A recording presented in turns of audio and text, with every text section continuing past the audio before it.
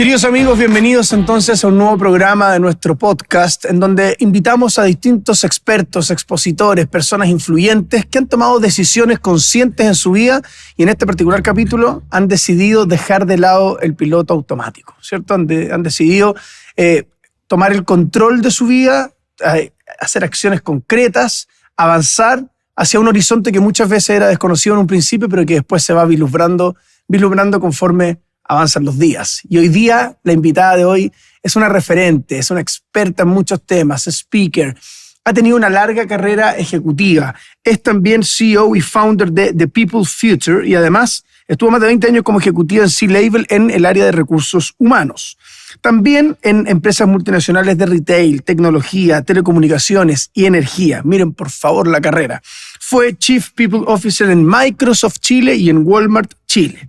Y es autora de un libro que nos va a conversar, porque lo trae acá, veo que lo tiene para conversar de su libro, que se llama Consciente de mi futuro. Nada más hay que decir para presentar a esta tremenda invitada. Y no le puedo dar un aplauso porque no está en la línea editorial de nuestro programa, pero le damos un aplauso energético a Denise Goldfarb. Hola Andrés, muchas gracias por la invitación. Gracias a ti por estar acá, de verdad. Partamos de lleno con un tema muy interesante que es esto del piloto automático. ¿Cuándo te diste cuenta que estabas tú en piloto automático y decidiste empezar a tomar el control? Sí. Mira, yo nací en la generación X, ¿no? Por no decir el año.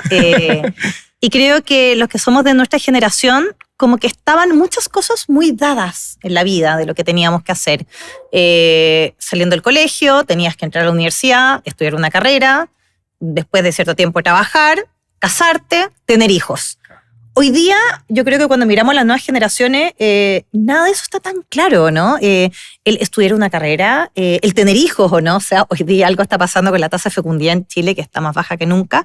Pero yo era una generación que todo ya venía como muy dado y creo que en ese sentido, cuando yo empiezo mi carrera laboral, cuando empecé a trabajar y entré a una práctica en un banco, yo me acuerdo que entré y dije, bueno, ¿qué es lo que va a pasar de mí? Yo soy psicóloga laboral.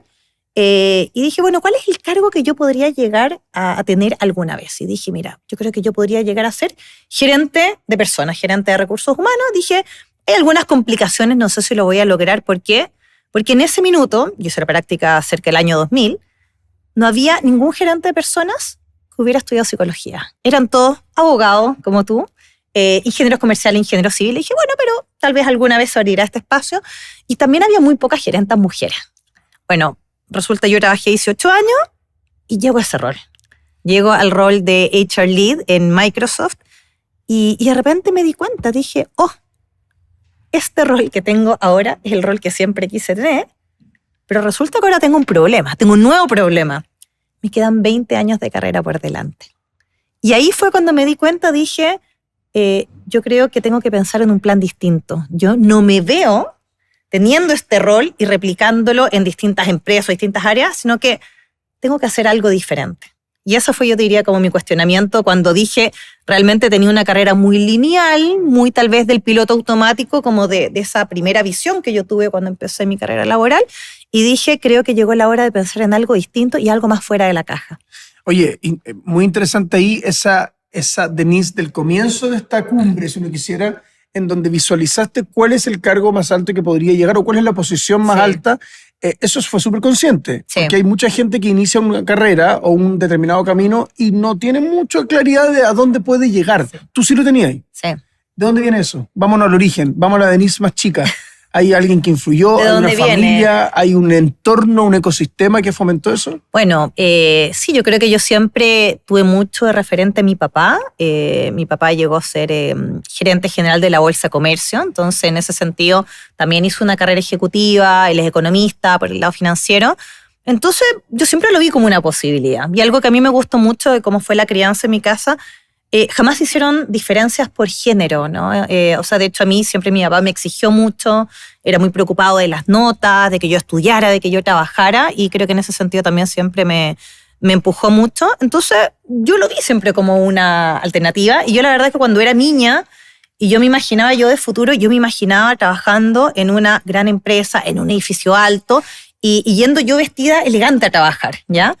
Y que fue muy raro porque después entré a estudiar psicología y psicología es como el chaleco lila. Entonces dije, oye, como que esto no calza mucho con esta imagen que yo siempre tuve de niña. Y después empecé a ver que justamente en ese minuto se estaba recién como abriendo esta opción de que los psicólogos entraran a trabajar en empresas. O sea, era algo muy nuevo, muy reciente. Y dije, parece que por este lado yo sí me proyecto mucho más. ¿Por qué decidiste psicología si te imaginabas ahí en este gran edificio entrando súper elegante? Mira, yo creo que influyó en mi decisión. A mí, yo por muchos años quise ser periodista. Siempre me gustaron mucho las comunicaciones. Tienes toda la pasta. Y además que yo siempre quise ser escritora. Entonces, la verdad es que eso también era lo que me dijo. Yo creo que voy a ser periodista porque me van a enseñar a escribir. Y después me di cuenta que no era necesario ser periodista para escribir un libro. Entonces, ahí me abrí a otras carreras. Y me compré, me acuerdo, un libro a los 15 años que se llama El lenguaje del cuerpo.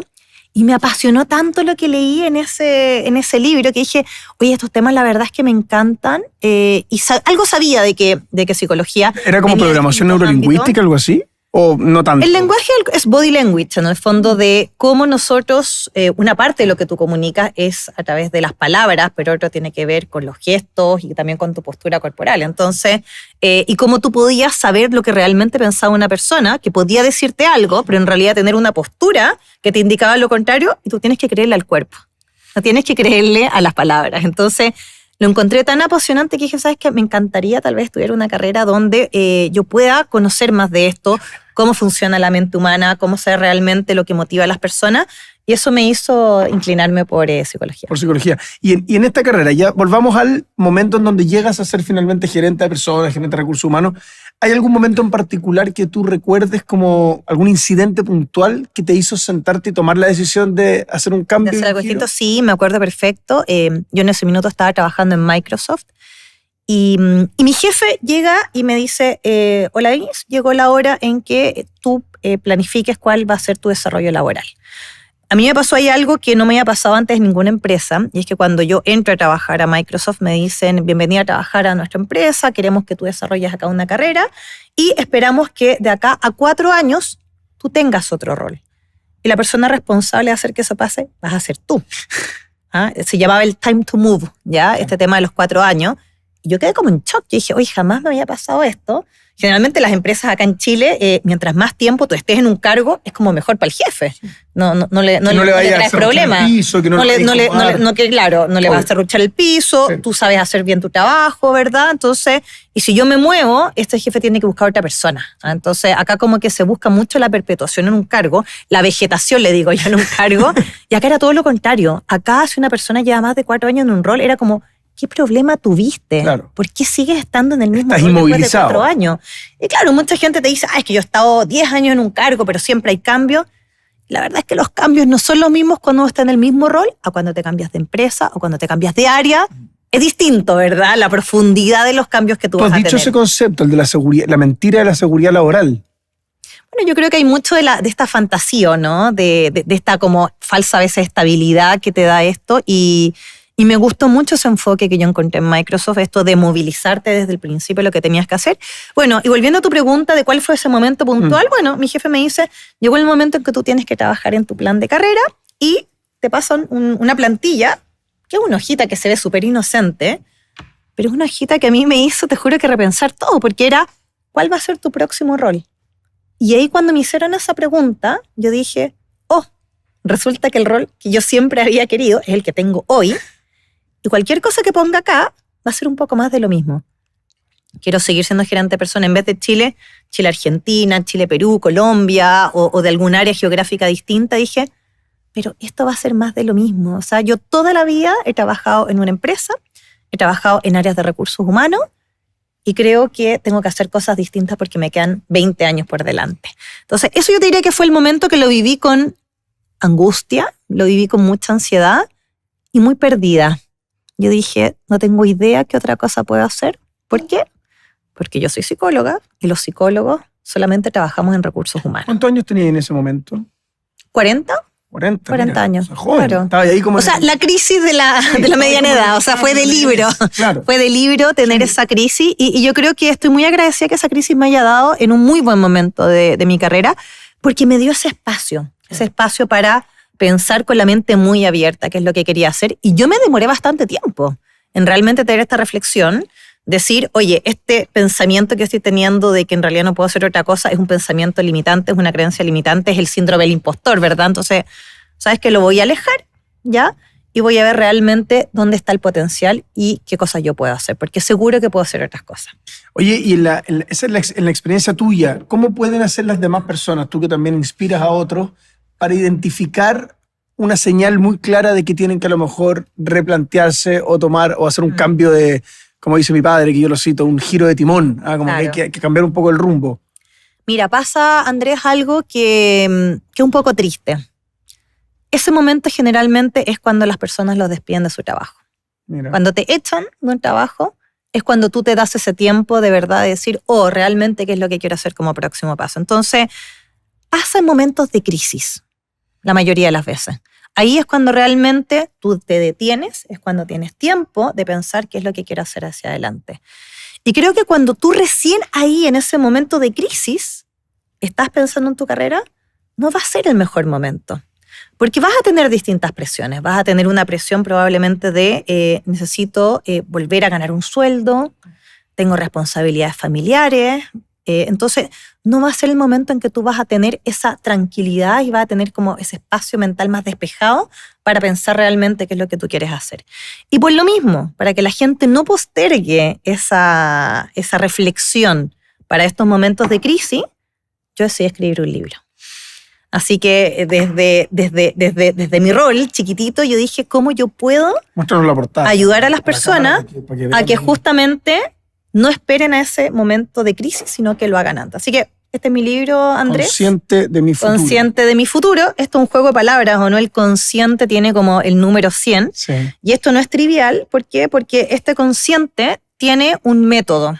Tiene un método que yo desarrollé. Y una de las cosas que tiene este método es que tiene un test, tiene un cuestionario. Entonces, en este cuestionario, de hecho te voy a mandar el link para que tú lo puedas hacer y ver cómo te va. Yo creo que te va a ir bien. Las cosas que me contaste, yo creo que te va a ir bien.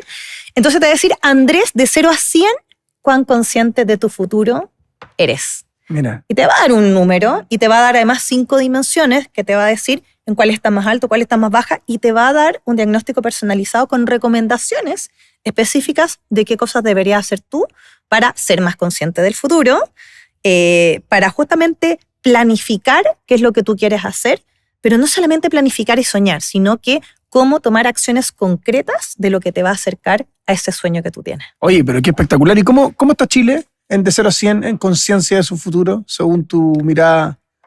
Mira, a ver, más de casi 4.000 personas ya han contestado este test, entonces yo ya tengo los resultados. Chile no es el peor país de Latinoamérica, hay otros países que tienen un puntaje más bajo, pero lo que sí te podría decir, el promedio está en torno al 65%, lo que saca las personas que contestan este test, y hay 2 dimensiones que son las dimensiones que suelen estar más bajas. A ver, el método se llama el método CAM, que significa C de carrera, A de aprendizaje y M de marca personal, que son como los 3 pilares que tú tienes que trabajar para planificar tu futuro. Esto aplica tanto para personas que estén hoy día trabajando en un entorno corporativo y también aplica para personas que son independientes y que son emprendedores. O sea, aplica para ambos lados. Y lo que suele aparecer más bajo es marca personal. ¿Y qué significa marca personal? Yo sé que cuando uno menciona esta palabra, a mucha gente piensa en el influencer, sí, arruga la nariz y dice, es que esto no es para mí, ¿ya? Pero la verdad es que marca personal es el concepto más potente que tú puedes trabajar para potenciar tu desarrollo. ¿Por qué? Porque tu marca personal no es tu título universitario, no es el cargo que tú tienes hoy día. No es tu Instagram. No es tu Instagram, no es tu empresa. Claro. Todo eso va a ser algo temporal o no va a ser lo que realmente refleje cuál es tu valor profesional y qué es eso único que tú tienes para ofrecerle al mundo. La respuesta a eso es tu marca personal. ¿Cuál es esa mirada única que tú tienes para poder aportar? ¿Y qué cosa hay que hacer? Primero es identificar cuál es ese valor, que no sea un valor que solamente tú ves, sino que también otras personas lo ven en ti. Y segundo es cómo tú la gestionas. ¿Cómo se gestiona? De 2 maneras. La gente se va a enterar de cómo tú aportas valor, porque trabajó contigo, porque te conoce directamente, que eso sea generalmente en el mundo más presencial. Entonces, gente que fue tu compañero de colegio, de universidad, o que trabajó contigo, y esa gente va a poder decir, es que Andrés, oye, Andrés es así, así, así, y las cosas malas que tiene también las sabe, ¿verdad? ese núcleo, que generalmente es gente que va a trabajar probablemente en tu mismo país, tu misma ciudad o tus mismas empresas, es tu primer ámbito de tu marca personal. Hay un segundo ámbito que tiene que ver con el espacio digital. Estamos en la era digital. Entonces, ¿cómo yo habilito que personas que hoy día no me conocen me puedan conocer y que tal vez personas que nunca voy a trabajar con ellos? Entonces, ahí está el espacio digital. Entonces, acá está el espacio más presencial, o no lo que yo hablaba de como más face to face, la gente que te conoce directamente. Pero cuando tú te vas al espacio digital, cuando tú lo haces bien en ese espacio, se amplía mucho más, ¿verdad? Esas audiencias que tú puedes tener. Y ahí, ¿quiénes están? Futuros líderes, clientes, socios potenciales que tú puedes tener, clientes, otros profesionales que tienen intereses comunes a los que tú tienes, y también otras personas en otros países. Tú puedes trascender fronteras. Ya no es solamente la gente de Chile, no solamente la gente de Santiago. Ahí tú trasciendes fronteras. ¿Y de qué va a depender el trascender fronteras? Obviamente uno tiene que ver con tu alcance, pero segundo también tiene que ver en qué idioma tú estás compartiendo tus ideas. Si yo todo lo que publico y todo lo que escribo está en idioma español, yo voy a tener, ¿verdad? Una amplia gama, claro, ¿verdad? Pero que es Iberoamérica. Sí, claro. Iberoamérica. Si tú además tienes contenidos en inglés, tú tienes un alcance mundial. Sí. Esa yo creo que es la gran diferencia. Perdona, pero ¿qué pasa ahí con la marca personal cuando el entorno ve algo de mí que es lo que yo no pienso efectivamente de mí? Ocurre mucho, que es como que dicen, la gente piensa que yo soy súper directo, pero en verdad soy súper tímido. ¿Hay un problema ahí o está bien que de repente esté esa incompatibilidad o esa incongruencia? Bueno, hay una herramienta que es bastante antigua que se llama la ventana de Johari. ¿La has escuchado? No. No, nunca, no. Mira. La ventana de Johari habla justamente de este cuadrante, ¿no? De lo que veo yo y lo que ven otros. Mira. Y lo que es como perceptible. Y uno de esos cuadrantes habla de eso. Lo que otros ven en mí y lo que yo no veo. O sea, si los otros los ven, y no solamente una persona, sino que más personas, tiene que haber un proceso de reconocimiento. De autorreflexión y... Claro, o sea, acá tal vez yo estoy aplicando algún mecanismo de defensa que yo hago una negación de que en realidad yo soy de esta manera y los otros me ven, entonces creo que tiene que haber un proceso, ¿verdad?, de insights, ¿no? Por eso es tan importante que cuando uno pasa por estos procesos de reflexión o de cambio profesional, es un proceso que no se puede hacer con la reflexión personal individual. Creo que es muy necesario recurrir a tu entorno. ¿Cómo los otros me ven? ¿Cómo otras personas piensan que yo puedo aportar valor? Escuchar la crítica. La crítica también. A mí me pasó que yo inicié un proceso, ¿verdad?, de sistemáticamente juntarme con mucha gente también y pedir feedback. Yo creo que hay dos preguntas que es importante hacer. O sea, uno, ¿cómo me ves tú? ¿En qué me destaco yo profesionalmente? Y segundo, ¿cómo tú me proyectas? ¿Cómo me ves de acá a 5 años? ¿Qué otras cosas yo podría hacer? Y la verdad es que cuando se empiezan a repetir ciertas respuestas, ahí hay algo que tú tienes que decir, parece que yo en realidad sí represento mucho esto. Por ejemplo, hay cosas que yo no tenía tan incorporadas y que se empezaron a repetir en estas conversaciones. Muchas personas, especialmente hombres, me decían, yo te veo a ti muy referente en temas de liderazgo femenino. Y yo no sé si yo lo tenía necesariamente en ese minuto como algo como tan incorporado, pero vi que mi entorno tal vez sí lo tenía. Y otra cosa que a mí siempre me dicen, oye, es que tú haces marca personal. Y yo digo, bueno, uno de los temas que yo veo es marca personal, pero en realidad yo tengo un método que es mucho más completo, porque es un error decir, voy a trabajar mi marca personal, voy a lanzar mi marca personal. Es un concepto que odio. Claro, uno no lanza su marca. Odio el concepto de lanzar la marca personal porque tú ya la tienes, claro. ¿Ya? Y la verdad es que creo que también es un error decir voy a trabajar mi marca personal y la voy a gestionar y la voy a potenciar, porque no es la primera pregunta que te tienes que hacer. No es la pregunta más importante, es un medio. Claro. Esto es un medio, la marca personal, para conseguir tu objetivo. Pero primero piensa y define bien cuáles son esos objetivos.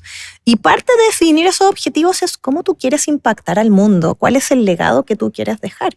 A mí me pasó que cuando yo estaba trabajando en el mundo corporativo, empecé hace muchos años, 8 años, a hacer mentorías con una empresa externa, y empecé a juntarme con personas de afuera y dije, parece que yo tengo el potencial de impactar a personas fuera de mi cargo y fuera de mi empresa. Entonces esto de ver de que yo no estaba circunscrita a solamente tener esta influencia dentro de un cargo de una empresa, sino que yo podía trascender fronteras, fue algo como que a mí me sorprendió y como que se empezó a sembrar en mi cabeza de, oye, yo creo que yo tengo que buscar hacer algo que trascienda el impacto dentro de una organización. Igual trabajé en empresas muy grandes, ¿no? Y diría, oye, pero ¿cómo? Microsoft, Walmart. O sea, Walmart en Chile tiene 50.000 personas, entonces diría, oye, ¿para qué más si ya tienes 50.000 personas? Pero a mí me parecía súper importante los temas que yo veía de no tener estos límites y no tener estas fronteras. Oye, y ahí qué interesante el concepto de decisiones, pero vincularlo también a la parte financiera. ¿Qué pasa ahí con...? Porque en el fondo te ves en un cargo, que es el que no sé si soñaste, pero sí planificaste en un inicio de este camino. Sí. Y eres gerente de persona de una empresa grande. Tomar estos pasos hacia otros lados desconocidos, obviamente tiene riesgo. Sí. ¿Cómo se hace ahí cuando alguien está súper cómodo en su posición y dice, chuta, ya voy a dar el salto, voy a trabajar en camp, ¿cierto? En carrera, en mi marca personal, en aprendizaje, y puedo perder mucho? Entonces está este típico emprendedor, y yo siempre lo digo, lo grafico, que es como que trabaja en una empresa, pero en paralelo hace su emprendimiento porque si se le va mal, entonces tiene el otro. O, voy a poner un ejemplo más trivial, vámonos a vivir primero, porque si no funciona, por último, entonces después si funciona nos casamos. Entonces estamos asegurando, ¿no? ¿Lo ves así? ¿Lo ves, tiene una mirada crítica o está bien como lo está haciendo en general la gente? Yo te puedo contar lo que a mí me dio resultados, ¿ya? Y te lo digo desde ese punto de vista porque no necesariamente es una fórmula que a todos les va a dar resultados. Yo me fui muy a la segura.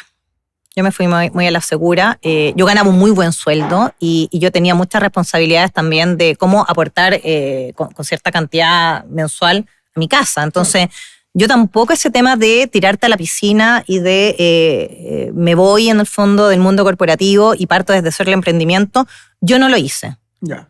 Yo me parece súper arriesgado, ya especialmente en qué momento de la vida uno está, ¿no? O sea, si uno es soltero, tiene ahorros, tienes otras fuentes de financiamiento, o sea, es distinto, ¿no? No era mi caso. Entonces, yo la verdad es que el 2018 yo definí y escribí un nuevo plan. Entonces, en ese plan yo dije, bueno, yo creo que voy a seguir en roles de recursos humanos por algunos años más, no sé cuántos, pero sé que es más o menos corto, mediano plazo, no es mucho tiempo más. ¿Y qué otras cosas puedo hacer? Y una de las cosas que identifiqué fue el ámbito de la educación, el ámbito como más académico. Dije, la verdad es que me gusta mucho hacer charlas, me gustaría dedicarme a eso profesionalmente, pero creo que un peldaño más arriba que hacer charlas está ser profesora en una universidad. Y yo lo escribí.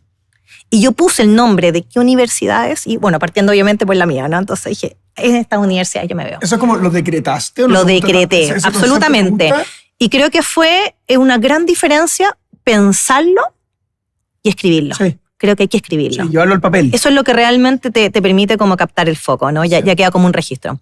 Después otro ámbito que yo identifiqué fue el ámbito de la consultoría. Dije, yo nunca he sido consultora, siempre he trabajado como empleada en distintas empresas, pero veo que ahora viene todo el tema de transformación digital. Veo que todos los que están dedicados a esto son hombres ingenieros y en general no entienden nada de recursos humanos, o muy poco. Y dije, yo creo que acá hay un espacio donde yo también puedo aportar con mi visión. Y luego dije, bueno, a mí me gustaría trabajar temas de diversidad, me gustaría después de los 50, dije, ser directora de empresa, y también lo escribí como una posibilidad. Bueno, y esto, cuando yo lo escribí por primera vez, ¿sabes qué? Tuvo un efecto como inmediato, yo te diría que se me bajó un poco esa ansiedad que tenía como acá en la guata, así como de, oye, no saber qué es lo que voy a hacer.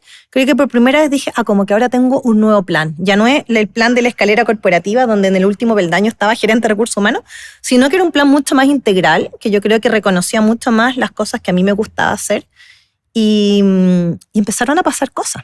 Pero es porque era una Denise distinta a la Denise de cuando hizo el plan de llegar a ser gerente de recursos humanos. Bueno, muchos años de diferencia, ¿no? Eso lo hice con 20 años de diferencia. Claro. Pero creo que además escribirlo habilitó. Yo no creo mucho en las cosas como la magia, ni nada demasiado místico. Yo soy súper racional. Y creo que cuando uno lo decreta y cuando uno lo escribe, ¿qué es lo que pasa como efecto? Que tú empiezas a tener un foco claro. Entonces, una cosa es cuando no tienes foco. ¿Qué pasa cuando no tienes foco? Tu energía está dispersa, tu atención está dispersa. Pero cuando tú ya tienes un foco claro, toda esa atención que estaba dispersa se empieza a concentrar. Entonces tú empiezas a prestarle el doble de atención a ciertas cosas. Tiene que ver con no vivir en piloto automático. Claro, exactamente. Entonces, ¿qué me pasó a mí? Claro, de repente empiezas a prestar más atención cuando te encuentras con profesores, con ciertas empresas que yo tenía. De hecho, dije, estos pocos años que voy a estar en recursos humanos, yo identifiqué como 3 ámbitos. Dije, para estos pocos años que voy a seguir en recursos humanos, yo me veo trabajando en tecnología, consumo masivo, retail, Walmart, escribí Walmart, y hospitality, el tema de hoteles yo creo que también debe ser entretenido. Entonces, yo tenía decretado, ¿no?, que una de mis opciones era trabajar en Walmart, ¿ya? Y eso, y 10 meses después me llaman para invitarme a participar en este rol. Me llaman también de la Universidad Católica porque estaban renovando el diploma de gestión de personas que había tenido los mismos profesores y los mismos ramos durante 20 años. De hecho, yo había hecho ese diploma y me dijeron, queremos incluir un ramo de transformación digital y nos encantaría que lo hagas tú.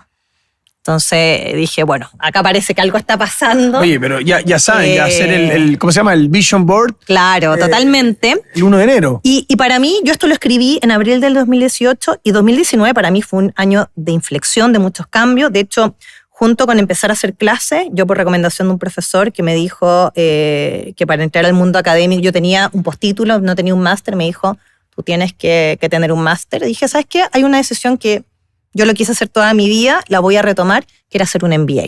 Así que hice un MBA pasado los 40 años, ¿ya? Dije, probablemente no voy a ser de las alumnas más jóvenes, pero ¿sabes qué? Es una deuda conmigo mismo. Mis niños ya están más grandes y creo que es algo que tengo que hacer. Y ¿sabes qué? Me ayudó mucho estudiar un MBA porque tomé ramos de emprendimiento y tomé ramos que también me ayudaron a abrir la cabeza. Me cambió Walmart en julio de ese año y en octubre empiezo a hacer clases, que además fue el estallido social. Entonces fue un año... Una inflexión general también. Fue un punto de inflexión y yo te diría que en ese momento esta carrera que venía tan lineal empezó a bifurcarse. Y empezó a aparecer, ¿verdad? Esta segunda Denise que no solamente podía trabajar en recursos humanos, sino que tenía también otras cosas que aportar. Oye, es que mira, tengo varias preguntas. Primero, con los programas de posgrado, que son este podcast trata de las decisiones conscientes que tomamos. ¿Es buena inversión o no? Claro, ¿es buena inversión o no? ¿Cuándo es bueno hacerlo? ¿Vale la pena? ¿Qué es lo que se busca con eso? Eso es lo primero.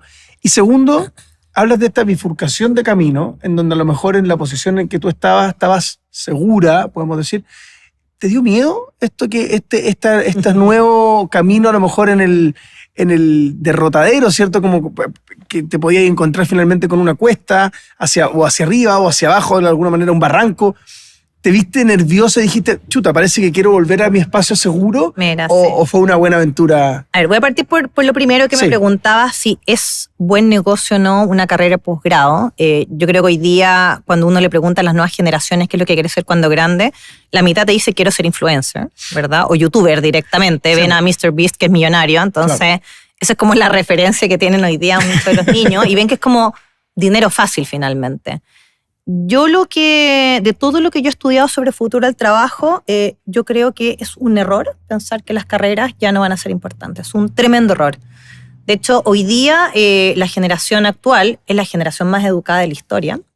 Creo que el mundo laboral cada vez va a ser más competitivo.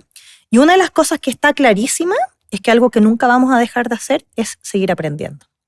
Y es distinto cuando tú aprendes sobre una base de haber estudiado una carrera de 4 o 5 años, donde tú tuviste un método donde trabajaron el razonamiento lógico, aprendiste a trabajar en equipo y un montón de cosas en el fondo de manera sistemática y de manera dirigida, ¿ya? Entonces creo que eso te da una mucho mejor base para luego incorporar nuevos conocimientos el resto de tu vida. Claro, uno diría, oye, pero Mark Zuckerberg, Bill Gates, ya, o sea, son personas que tienen un nivel de inteligencia muy superior, nacieron en otro contexto, no la cultura latina de nosotros, y tuvieron obviamente una tremenda disciplina personal, y ellos fueron muy autodidactas. Entonces creo que es muy difícil llegar a eso. Se puede hacer, pero obviamente que requiere un nivel de disciplina. Y creo que igual es un camino que muchas veces puede ser más solitario. Entonces yo creo... Igual son muy metódicos. Claro. O sea, no es como que de la noche a la mañana crearon Facebook o Microsoft. No. Entonces yo creo que va a seguir siendo importante estudiar una carrera. ¿Sabes qué? No sé si encuentro tan importante qué carrera, porque creo que como igual vas a tener que seguir estudiando toda la vida, te puedes reinventar muchas veces a lo largo de tu carrera. Pero el posgrado también, en el fondo. Claro. O sea, antes cuando uno estudiaba una carrera como que en eso tú tenías que trabajar el resto de la vida. Si tú estudiabas, ¿verdad?, Derecho, tú tenías que ser abogado de un estudio durante los próximos 40 años hasta jubilar a los 65 años, y eso por suerte cambió. Y con respecto a los posgrados, que creo que también se ha puesto a veces como en cuestionamiento, y hoy día se dice, oye, ¿sabes qué? Tú vas a tener más retorno económico si sabes bien inglés, más que si haces un MBA. ¿Y qué es lo que pasa? El MBA también cambió mucho. Yo soy profesora hoy día del MBA de la Universidad Católica, y creo que durante mucho tiempo el estudiar un MBA se asociaba a, es que yo quiero ser gerente general. Entonces se mandaba, ¿verdad? Era como un habilitante. Claro, o sea, a los altos potenciales de una empresa que vayan a hacer el MBA y como que con eso ya estaban como más cerca de la gerencia general. Entonces era como una vía para acelerar o para asegurar tus cargos corporativos, ¿verdad? O para poder crecer dentro de una empresa. Hoy día el MBA es una herramienta demasiado potente. De primero, es un regalo para ti mismo, de tú volver a estudiar, actualizarte, pero también repensar qué es lo que tú quieres hacer hacia adelante. Y el MBA de la Universidad Católica tiene muchos ramos, en el fondo, que tú puedes tomar, más allá de los ramos mínimos. Y yo tomé, por ejemplo, el ramo de emprendimientos tecnológicos. Y fue un ramo que para mí fue un punto de inflexión. Ese ramo lo hizo Max Grekin, que falleció después, junto con Ángeles Romo, que era gerente general de Startup Chile. Y me enseñaron cosas que yo jamás había visto. Me enseñaron a hacer pitch, me enseñaron la fase del emprendimiento, ¿verdad? Desde el Friends, Family and Fools, ¿verdad? De cómo tú puedes tener financiamiento para tus proyectos, la inversión ángel, las rondas ABC, etcétera. Sí. Que era todo un tema que para mí era completamente desconocido. Y nos hicieron practicar nuestros pitch. Y a mí mi primer pitch, el feedback que me da la Ángeles Romo es, mira, esto que tú preparaste está académicamente perfecto, pero yo me aburrí de escucharte a los 30 segundos y jamás invertiría en tu proyecto. Así que fue así como plap, Shark Tank full. Shark Tank eliminado, claro. Y la verdad es que a mí me encantó ese feedback, porque fue algo que me ayudó a darme cuenta, oye, en realidad yo soy demasiado corporativa. Soy demasiado corporativa y esto es como un idioma distinto. Tengo que aprender otros códigos, otro idioma.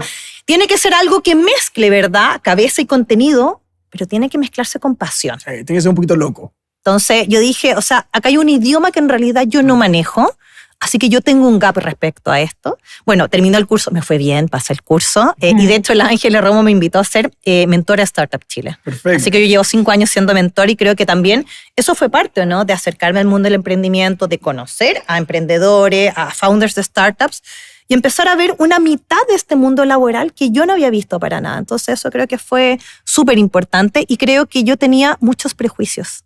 Tenía muchos prejuicios del mundo del emprendimiento. Yo veía a los consultores y los emprendedores y siempre me daban pena cuando yo trabajaba en el mundo corporativo. ¿Por qué? ¿De dónde siempre viene eso? Me daban pena porque ¿No yo decía... una familia de emprendedores? Por prejuicio. No, mi papá economista, hizo una carrera toda la vida en el área financiera. Mis abuelos fueron emprendedores, pero casi no los alcancé a conocer. Yeah.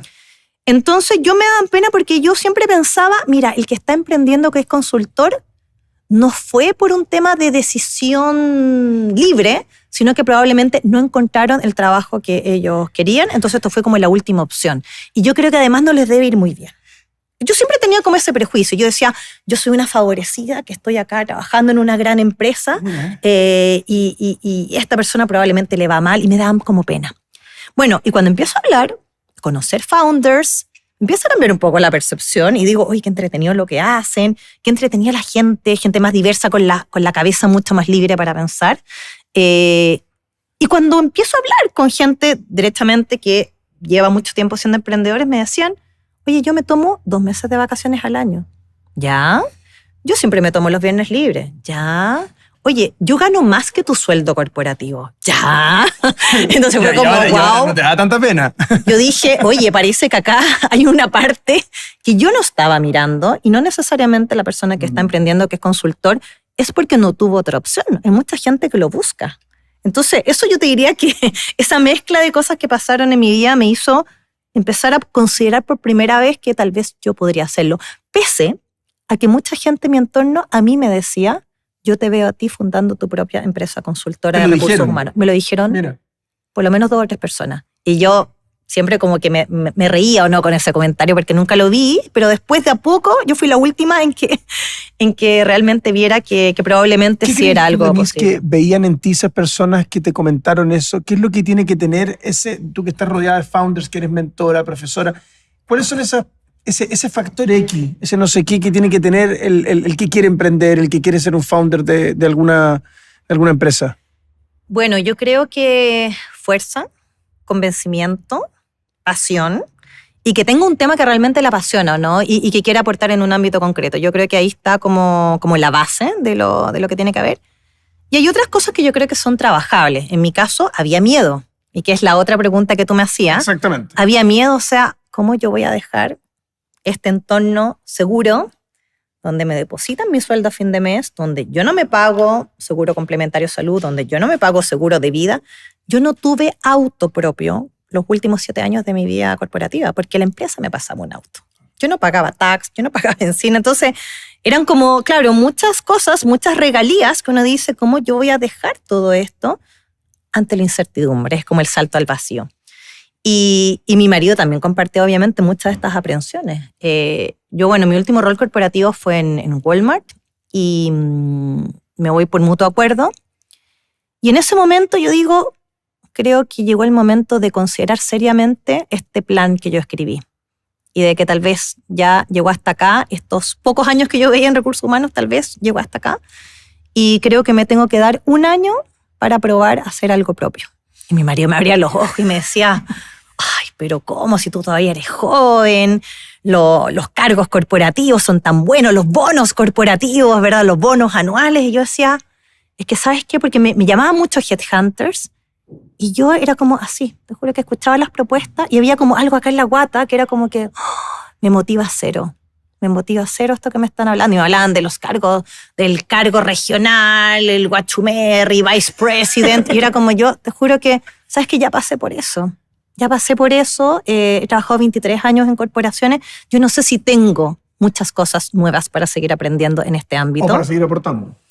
No, yo creo que para seguir aportando sí, pero yo personalmente no sé si me voy a nutrir mucho, porque creciendo. Creo que 23 años yo ya aprendí, yo trabajé en 5 o 6 empresas distintas, entonces creo que yo ya tuve en el fondo como una cantidad de varias experiencias. Pero necesitáis como un shot de adrenalina igual, como que empezar a sentir esto como que estáis haciendo algo nuevo, que estáis como desafiándote, ¿o Bueno, no? yo creo que acá fue algo mucho de escucharte a ti internamente, y que yo soy demasiado racional y que yo no siempre me daba como esos espacios. Y yo esta vez sí escuché a mi guata. Y la guata me decía, no, por acá no va. Entonces ahí, la verdad es que yo ahí le dije a mi marido, ¿sabes qué? Me voy a dar 1 año para probar un proyecto propio, voy a hacer cosas como independiente. Y mi marido me apoyó, pese a que tenía mucho miedo, me apoyó. Y a ver, yo también tenía, ¿verdad? Tenía mi finiquito, tenía ahorros en el fondo. Yo le dije, mira, durante 1 año no tiene que cambiar absolutamente nada nuestro nivel de vida, pero yo sí necesito este tiempo para probar y ver cómo me va. Y de ahí, bueno, yo me organicé y dije, yo ya tenía, yo hacía clases en la Católica ya, entonces dije, bueno. ¿Esto fue en qué año? Esto fue el año 2022. Qué bueno. ¿Ya? Entonces, nunca se gana mucho como profesor, esa es la verdad, pero dije, bueno, yo tengo un pequeño ingreso, voy a ver si es que hay alguna manera de hacerlo subir. Fui a hablar con la universidad para empezar a hacer clases, no solamente los diplomados, sino que en el MBA, me dieron un espacio. También hice una propuesta para armar una iniciativa nueva, que era armar una red de mujeres en BIUC y trabajar más los temas de equidad de género, y también fue algo que fue bien recibido, así que tenemos una comunidad muy bonita que funciona hasta el día de hoy. Yo ahora soy parte del comité, pero en ese minuto fue una iniciativa mía. Y también yo hacía cursos por otro lado. Me había llamado LinkedIn Learning el año 2021 y me dijeron, vimos un webinar tuyo en internet, vemos que eres muy clara para explicar, nos gusta la trayectoria que tú has tenido, ¿te interesa ser instructora? Yo en ese minuto, pregunté por la empresa, me dijeron no hay conflicto de interés, lo puedes hacer. Entonces yo empecé a escribir mis cursos, a grabarlos también, y eso funciona como un ingreso pasivo, porque tú grabas los cursos y de acuerdo al número de visualizaciones, trimestralmente te pagan una regalía. Entonces, no era mucho lo que yo ganaba, obviamente, por el tema de hacer clases, pero dije, ¿sabes qué? Yo ya tengo algo con qué partir, no parto de 0. Tal vez parto desde 10, pero no parto de 0. Entonces dije, me estoy tirando a una piscina que tiene un poquito de agua, ¿ya? Y acá tengo que ver, y el desafío es ver cómo yo genero otras fuentes de ingreso. Y hay una de las cosas que decido es armar finalmente mi consultorio y dije, ¿cuáles son los ámbitos que a mí me apasionan, donde yo quiero aportar? Talento, futuro del trabajo, diversidad y liderazgo. Esos son mis temas principales. ¿Y qué voy a hacer? Bueno, llevo 6 años haciendo charlas. Yo nunca había recibido un peso por las charlas. Así es gratis. Claro, porque a mí, de hecho, me preguntaban, oye, ¿cuánto cobro? Y dije, no, tú me estás llamando porque yo trabajo en una empresa, entonces, obviamente, yo nunca cobré. Y dije, bueno, ahora, obviamente, que yo sí lo voy a ofrecer como un servicio. Por supuesto. Workshops y asesorías, ¿o no? Esas son como mis 3 modalidades por las cuales, en el fondo, yo trabajo estos temas. Entonces, y además yo tenía planificado que iba a hacer un viaje largo. Me iba a ir 5 semanas de vacaciones con mi familia. Ya teníamos comprado los pasajes hace varios meses. Y me tomé 5 semanas de vacaciones y que fue maravilloso. Y en marzo del año siguiente yo ya partía con estos nuevos proyectos. Entré a la Universidad Católica, donde haciendo varias cosas. Grabé 4 cursos nuevos para LinkedIn Learning. Esta vez yo dije, sabes que ahora ya no quiero grabar del living de mi casa, quiero ir a grabar al estudio de grabación que tienen ustedes, así que me tomé un avión y me fui a Austria. ¡Ay, te fuiste para allá! Claro, me fui a Austria a grabar los cursos por primera vez, a conocer cara a cara al equipo con el que venía trabajando hace años, así que fue súper entretenido. Claro, si yo lo hubiera hecho en el mundo corporativo hubiera tenido que pedirme vacaciones, era difícil, entonces ahora dije sí lo voy a hacer bien. Y armé mi consultora, pero la verdad es que yo como que no conté de este tema. Yo me acuerdo que lo puse como experiencia laboral, pero yo no salía a pedir reuniones y dije, bueno, vamos a ver qué es lo que pasa con O sea, en tu metodología CAM estabas trabajando full en la C, en tu carrera. Sí, Marca personal, no es que no la lanzaste porque ese concepto no claro, lo lanzaste, pero estaba más dejado de lado. O sea, la C fue para mí este gran punto de partida que me dio claramente como el paso a paso de las cosas que yo iba a hacer. Y marca personal yo creo que al final se da, ¿por qué? Porque yo trabajé en 5 empresas distintas, entonces principalmente la gente que me conoce viene de todas esas experiencias laborales.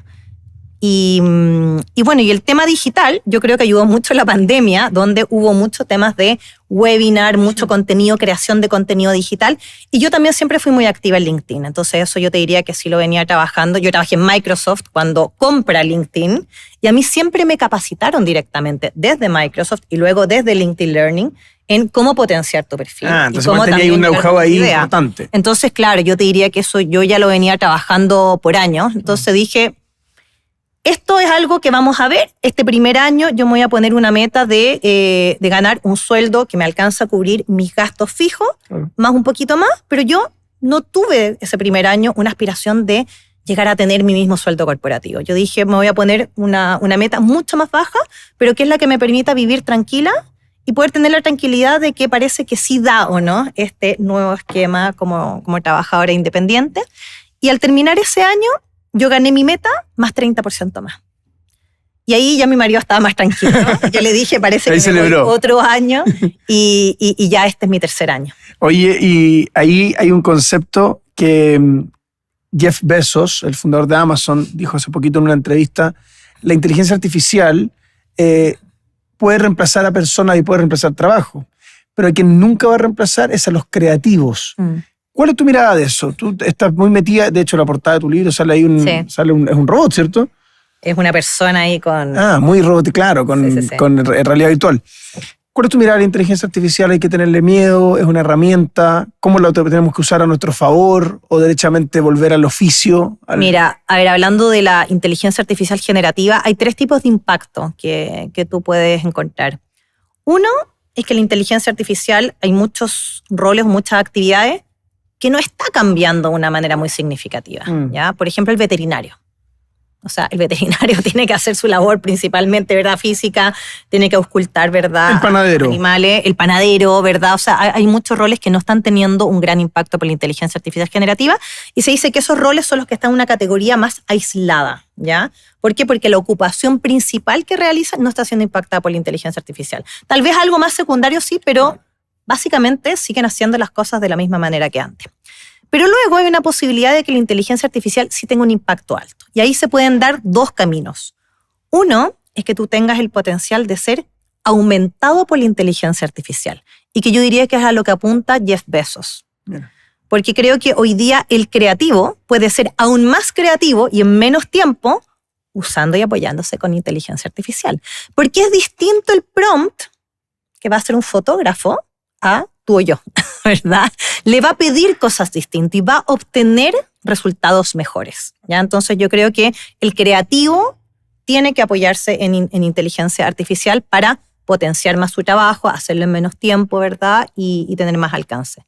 Pero también hay otros roles, otras actividades que sí van a tener un gran impacto, y no solamente desde la complementariedad, sino que desde el reemplazo. Por ejemplo, los traductores. Piensa que traducción es una carrera universitaria, y hoy día estamos viendo que yo aparezco en un video hablando en español, hablando en alemán, en chino mandarín, con mi misma voz, y que lo traduce bien. Lo traduce muy bien, entonces tal vez ya no vamos a necesitar a las personas. O los conductores de taxi o de micro. O los autos autónomos. Que se van a mover solos, o el que lleva el cartero, o los que, ¿cómo se llaman? Los que hacían, cobraban el ticket de estacionamiento en los malls. Claro. Hoy día es una máquina, el que echa benzina, el cajero. Totalmente. Hay mucho ese rol. Entonces, esa tercera categoría, sí, yo te diría que es la categoría que está como más vulnerable a la automatización o reemplazo de la inteligencia artificial u otras tecnologías. Claro. Ahí hay un fenómeno de reconversión laboral. ¿Y qué significa? Cuando tú estás en ese ámbito, es que tú tienes que estar especialmente abierto a no aferrarte a un rol. ¿Por qué? Porque es como tapar el sol con un dedo, ¿no? Que esto va a venir. Y si efectivamente una empresa puede hacer algo de manera mejor, con menor costo, lo va a hacer. Y lo que tú, como profesional, como persona que trabaja, tienes que estar abierto, tienes que reconocer que esto es algo que ha pasado no solamente ahora, ha pasado desde hace muchos años. Imagínate cuando llegó el auto y reemplazó el caballo, o sea, ¿qué hacía el chofer del carruaje? También tenía que estar abierto a hacer otras cosas. Entonces, creo que todos tenemos que tener en parte esa mentalidad. ¿Y cómo está Chile en eso? ¿Estamos preparados para los cambios? ¿Tenía una mirada positiva? Con la reinvención y la reconversión laboral, sí. Mira, yo creo que se están haciendo esfuerzos como para dirigirse en esa dirección, pero creo que todavía falta mucho. A mí me tocó hacer, por una empresa que me contrató, clases para fomentar diálogos tripartitos, donde participaban directivos de una empresa, dirigentes sindicales y personas del gobierno. Perfecto. Y que creo que eso fue una instancia bien, bien interesante, porque habla de cómo tú empiezas a hacer converger ciertas visiones, ¿ya? Muchas veces se habla de este tema como de la precariedad laboral. Entonces, que por ejemplo, cuando un cargo se le suman otras funciones, eso es precariedad laboral. Yo creo que hoy día la precariedad laboral es mantenerse y conservarse en un mismo rol que está vulnerable a la automatización. Porque eso no va a poder, no es sustentable. Entonces creo que hoy día la precariedad laboral habla de cuando tú te mantienes en el fondo en un mismo rol, y que es un rol que además tiene tareas repetitivas. Claro. Yo creo que acá hay que trabajar súper fuertemente en todo el tema de la educación, y no solamente la educación desde que alguien me venga a buscar para darme un curso o que la empresa me venga a buscar para darme un curso. Hoy día más que nunca hay millones de recursos gratuitos. Nunca antes hubo tantos recursos gratuitos para aprender. Entonces creo que es cómo los aprovechamos. Hay muchas iniciativas. Yo creo que Sense ha buscado modernizarse. Piensa que hasta hace no muchos años Sense tenía un límite de edad. Tú después de los 60, 65 años no se aplicaba a Sense, ¿verdad? Entonces ese límite, por ejemplo, ya no está. Y eso es reconociendo los cambios demográficos. Hoy día vamos a ir hasta los 90, 100 años. Entonces eso es una realidad que también es importante tener en cuenta. Y creo que los contenidos de sobre qué temas se está capacitando también obviamente han evolucionado. Iniciativas como Talento Digital, que es una iniciativa público-privada donde está Fundación Chile, también lo que está buscando es cómo más personas hacen cursos y programas que tienen que ver con estos roles que son más emergentes del mundo de la tecnología.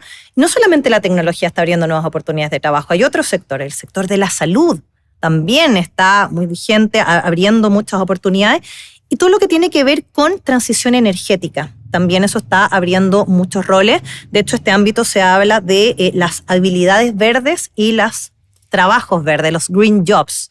Y eso también está generando nuevos puestos de trabajo. Tú mismo hablabas de los autos autónomos. Sí. Ahora que vemos Tesla acá por las calles, el mecánico chaquilla de mi barrio obviamente que no va a poder arreglar un Tesla. Entonces eso requiere tener una habilidad especial de conocer cómo funciona un motor eléctrico. Sí, y ahí ¿qué pasa en el fondo con la proyección hacia el futuro en relación con esto? ¿Cómo nos estamos preparando? ¿Qué cosas concretas deberíamos hacer a nivel país para que la gente se vaya preparando ante estos cambios que vienen rápido?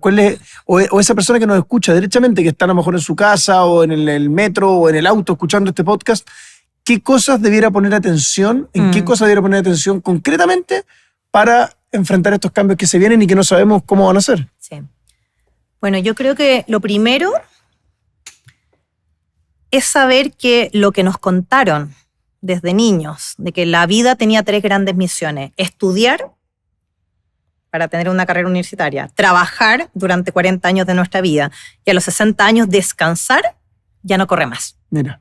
¿Ya? O sea, abajo los paradigmas que tenemos preconcebidos. Ese es un tremendo paradigma, claro, y que creo que nos limita mucho. O sea, hoy día todos tenemos claro que tenemos que seguir estudiando, porque si no vamos a perder vigencia, vamos a perder empleabilidad. Entonces creo que eso es una obligación personal. Claro, hay que actualizar el software permanentemente, ¿no? Es una obligación, y lo digo a nivel personal porque obviamente si yo trabajo en una empresa, la empresa me tiene que dar recursos, pero hay tanto recurso gratis que en el fondo depende también de que tú definas qué es lo que quieres hacer y buscar dónde están esos recursos. O sea, no esperar que alguien venga a entregarte. Y no solamente se aprende yendo a cursos, ¿o no? O sea, hoy día podcast, sí, newsletter, o sea, tenemos mucho recurso también gratuito a los cuales nosotros podemos acceder como complemento. Entonces creo que lo primero es reconocer de que probablemente a los 60 años, yo por ejemplo, yo no me quiero jubilar a los 60 años. No me quiero jubilar porque digo, oye, me van a quedar 30, 40 años de mi vida, ¿y qué voy a hacer 40 años?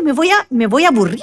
Obvio. ¿Qué es lo que voy a hacer? O sea, yo probablemente voy a querer estar vigente, tal vez quiero no trabajar tantas horas como ahora, pero voy a querer seguir estando activa, y yo quiero que la sociedad también me vea a mí en forma activa. Está todo lo que se llama la Silver Economy hoy día, y que creo que es un tema demasiado relevante. Hoy día ya se sabe que 1/3 de la población en Chile va a tener más de 60 años para el año 2050. Vamos a ser una población vieja. Así que, y ese es un dato impactante. De hecho, yo voy a estar en ese segmento, ya lo calculé. Entonces yo digo, yo no quiero que a mí me vean, ¿verdad?, como una vieja que no aporta. Claro. Yo no quiero que sea eso. ¿Cómo nos preparamos para el futuro también? Es decir, ¿cómo nos preparamos Chile? Pero ¿cómo te preparas tú? ¿Fuiste siempre consciente de eso, de cómo cuando llegue el momento de la jubilación, cuando tengas más de 60 años, si es que vas a estar jubilado, porque parece que no, yo por lo que veo acá te quedan por lo menos 40 años de actividad total? ¿Qué pasa en ese sentido con la persona que dice, ya me quiero jubilar porque quiero descansar? A ver, yo creo que es válido también. O sea, yo no digo que en el fondo que esto estoy hablando de mí, ¿no? Yo no me veo jubilando a los 60 años, no me gustaría. Hay mucha gente que dice, yo no quiero jubilarme a los 60, me quiero jubilar antes. Obvio. Si tienes la oportunidad de hacerlo, y súper respetable. Pero creo que hoy día se vive la vida de una manera muy distinta, Andrés, a lo que era antes. O sea, hoy día las personas de 60, 70 años son personas activas, total, que hacen deporte, que viajan, que tienen una vida social activa. Entonces, yo creo que se trata también de eso, de cómo tú quieres vivir tu vida a esa edad. Entonces, por eso yo creo que esto es una reflexión bastante personal. Entonces, yo no trato tampoco de imponerle esto a nadie, en el fondo, cómo tú quieres definir estas próximas etapas, pero sí tenemos que reconocer que la esperanza de vida en Chile especialmente siempre ha sido muy longeva, y qué es lo que queremos para nuestro futuro y cómo hoy día estamos tomando decisiones conscientes en relación a qué queremos que pase. Una cosa que yo me di cuenta tardíamente, pero por lo menos pude tomar acción, es que todos vamos a terminar siendo emprendedores. A ver, eso es una aseveración. Todos vamos a terminar siendo emprendedores. ¿Cómo es eso? A ver, desarrollalo, está interesante. Mira, y esto te lo digo porque me pasa con mucha frecuencia que me llaman amigas y me dicen, Denise, necesito pedirte un favor. Júntate a tomar un café con mi marido porque lo echaron de la pega. Ya, yo me junto con los maridos.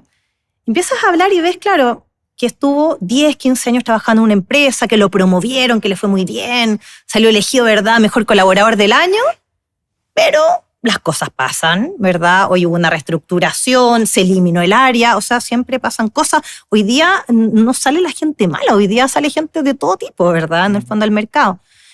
Pero muchas veces eso llega con esta ingenuidad de decir, oye, yo no veía que me iba a pasar esto, no lo vi venir. O sea, tú no puedes decir eso, especialmente cuando estás por cumplir 50 años. Tienes que estar más atento. ¿Y por qué? Porque es una edad en que todos lo sabemos, y esto no estoy revelando nada que no sea sabido. Después de los 50 años es muy difícil encontrar trabajo tradicional, full time, en una empresa. Y también yo creo que esto se da por varios prejuicios, ¿o no?, que muchas veces hay de que prefiero contratar a una persona más joven porque va a estar más abierta al aprendizaje, porque va a tener más afinidad con la tecnología, porque va a venir con menos mañas, también, ¿o no? Es algo que muchas veces se piensa. Creo que hay mucho que trabajar en el tema de los prejuicios, y creo que hoy día tenemos que enfocarnos también en lo que va a ser la fuerza laboral silver. Porque hay un nivel de talento espectacular. Piensa que es cuando tú llegaste a tu mayor nivel de sabiduría y muchas veces el mercado te cierra las puertas y estamos desaprovechando tremendo talento. Es súper interesante lo que estoy diciendo porque creo que le va a servir a harta gente. ¿Qué pasa si alguien tiene 50 años, está escuchándote en este momento y dice, pero yo no tengo las habilidades necesarias para emprender? Y en cualquier momento me pueden despedir por una reestructuración o por millones de razones, porque llegó alguien más joven, como tú decís, que tiene menos maña. ¿Qué hace esa persona si no sabe emprender? ¿O todos pueden hacerlo? Bueno, yo lo primero que diría, yo también pasé por eso, de decir, oye, yo no sé, yo no tengo la pasta para poder emprender o ser independiente. Y creo que esa es la creencia limitante, que nosotros nos estamos contando un cuento. No es necesariamente que nosotros no tengamos habilidad. Algo que escucho mucho es que yo no tengo habilidades comerciales. O sea, tú te podrás imaginar, yo trabajé siempre en recursos humanos. Yo nunca trabajé en un área comercial. Claro. Pero ¿sabes cómo? Algo que me ha permitido como resignificar hacia atrás mi carrera es que cuando yo me fui al mundo independiente me di cuenta que para mí era muy fácil lo comercial. ¿Y por qué? Porque me di cuenta de algo. Yo siempre trabajé en ventas. Yo cada entrevista de trabajo que hice, yo le vendí la empresa al candidato. Yo siempre trabajé en un área comercial. Ah, que eres una vendedora innata. O sea, pero es que todos vendimos algo, te lo aseguro 100%. Trabajaste en el área de finanzas. Sí. Tuviste que conseguir financiamiento y presupuesto para un proyecto. Tú vendiste ese proyecto internamente, ¿verdad? Para que te lo aprobaran. Todos tenemos esa experiencia comercial. ¿Y qué pasa con el que hace el trabajo que no nos agrega mucho valor en la cadena y que, por ejemplo, lo que hablábamos, que puede ser súper reemplazable por la inteligencia artificial? ¿Esa persona cómo lo hace cuando tiene esa necesidad de emprender y el trabajo a lo mejor no es de convencer a otros, sino que es ejecutar alguna tarea en particular? ¿Qué le decimos? Bueno, yo creo que me cuesta pensar qué cargo es como tan independiente y que no dependa de otros. O sea, al final todos, hoy día de hecho el concepto de liderazgo ha evolucionado mucho, porque antes el liderazgo era como la persona que ocupaba una cajita y que tenía otras cajitas que le reportaban. Entonces ese era el líder, por defecto. Hoy día eso no es liderazgo. Hoy día el liderazgo se explica por la capacidad de movilizar a otros a la acción. Y eso no está dado por un cargo específico. ¿Cierto? ¿Verdad? O sea, yo he tratado de pensar qué persona no depende de influir a nadie hacia la acción. Ni siquiera, fíjate, el hacker que trabaja con capucha solo en su casa, si quiere quebrar un código y no lo puede hacer, adivina qué va a hacer.